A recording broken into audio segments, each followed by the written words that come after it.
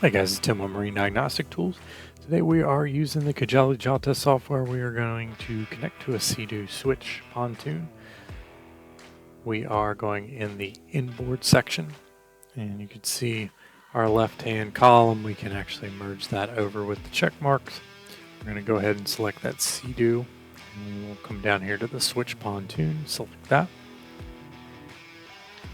You see our models listed here. We're going to go ahead and just use the switch. You can see where we connected. There's a 6-pin Sea-Doo connector under the floorboard. Once you pull that up, you can see it right there. And we are going to use the system scan. And this is going to pull up any active or inactive codes we see in the IBR and the ECM. We'll see those pull up here shortly. All right, so you can see we pulled up that one inactive code.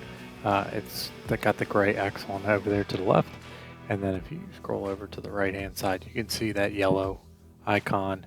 It's stored in the memory and it shows it below as a no active fault. So we'll go ahead and connect to the ECM, and we'll show you here's the connections that Jaltest puts in their software. You can see we're using the 6-pin JDC 602. If we needed to use the pin out, we have that capability there as well. So we'll go ahead and connect. First page is going to be popping up is our main menu. It'll have all our tabs of what's offered in that software. So you'll see we'll be able to pull up the fault codes, clear fault codes, system data, etc. So we'll go into the fault codes, and you see it's going to pull up that same inactive code that we saw in the system scan. It'll give us information. It'll give us the freeze frames. In some cases, it'll give us troubleshooting tree or wiring diagrams. It would show that in that bar in that last page. You can see our fault code troubleshooting. X out of that. Our clear fault codes, and then our system data. This is our ECU information. You can see that here. Scroll down.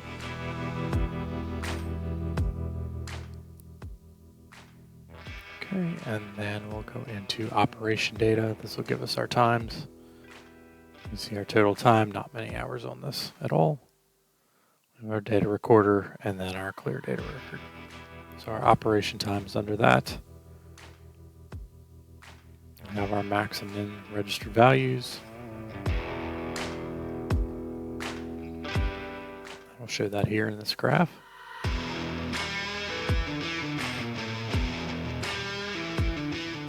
And then our engine load profile with our RPM ranges. And we have our clear data record tab.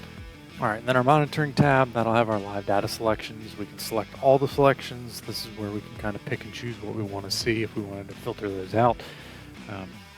In this case, we just picked all of them so you can see the total 2 pages. If you wanted to see a different view of those, you can go to that gauge view. Look like this. Obviously, they're a little bit different between manufacturers, but this is the basic concept.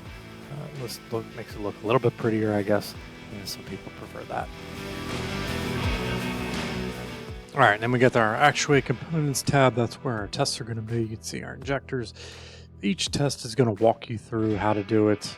It's not going to just leave you out there to dry, so it'll tell you whether the engine needs to be running or off.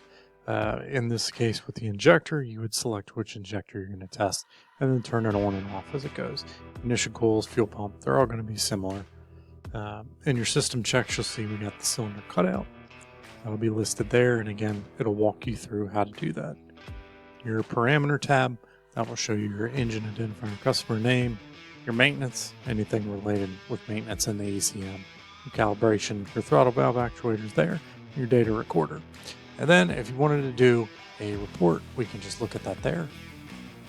So you can still disconnect from the engine and still view that report. It'll still save it. As long as you don't back out of the different models, it'll save that report. And then you can go in, if you wanted to save that, you can save as, put the file name so you know what you're looking for, your license plate, serial number, all that'll be saved to your GRP. You could also save it to your desktop, and you can have it automatically sent to your email address. That way, if you needed to send it to a customer via email, you could do it that way or print it out. there's options to do it this way.